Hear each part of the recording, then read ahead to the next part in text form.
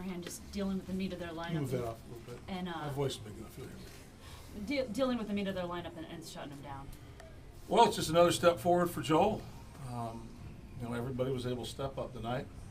We had to go at it a little different than we have in the past, just because of the workload of some guys out there. But Joel met a big challenge tonight. Getting through that the dynamic part of their order and starting with Ortiz. So good for him and good for us. A big ball game, a good win, another packed house, and summertime. It's a great feeling out there right now. The guys are really embracing the fans and the crowd and playing with a lot of energy. They're almost playing like they are six in the backyard. Just a lot of people in the backyard. Lyle's talked about kind of picking up off the young energy, and he's picked up his bat the last 2 nights. But I mean, what a home run in the first. Well timed, and that's what we've been planning on getting from Lyle on occasion. The big swing of the bat, driving some runs. In the last 2 nights, he's come out and swung the bat really crisp, driving the ball, staying behind the ball. That's a welcome addition to our lineup. Jones was able to answer again tonight. A lot of guys were able to contribute. And Carson's gave us a big start. He went deep in the game with his pitch count and everything else, and gave us everything he had. So, again, then you go through the bullpen. It's a good team win. It's another good team win. It ended up not mattering, but can you talk about why the decision to leave Carson's in there, let him bat, and then go back out? Was it to save the bullpen a little bit after the work they'd had? Well, absolutely. I mean, if you want to go back and look through the records of the guys that have pitched, I got 2 guys out there who pitched 4 out of 6 days.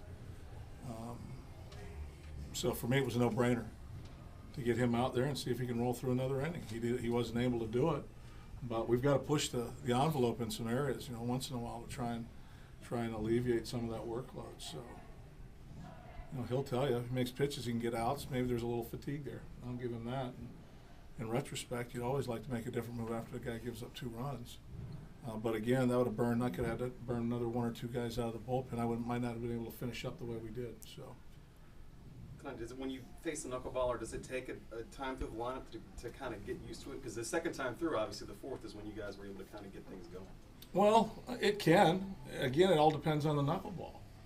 I think if the knuckleball stayed in play like it did the first time through the lineup, I'm not sure how much damage we would be able to do. Until you've gone up and hit against one, it's really hard to describe.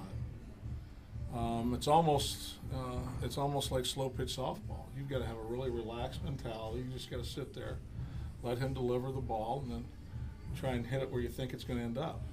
Because there's no true pattern to follow. I do think that our guys got some pitches that didn't have as much maybe late movement as they did earlier. And were able to square some things up. The balls that were hit were elevated to some degree, and he had that thing dancing at some different times. The catcher was having trouble gloving some of them, moving so much. Clint,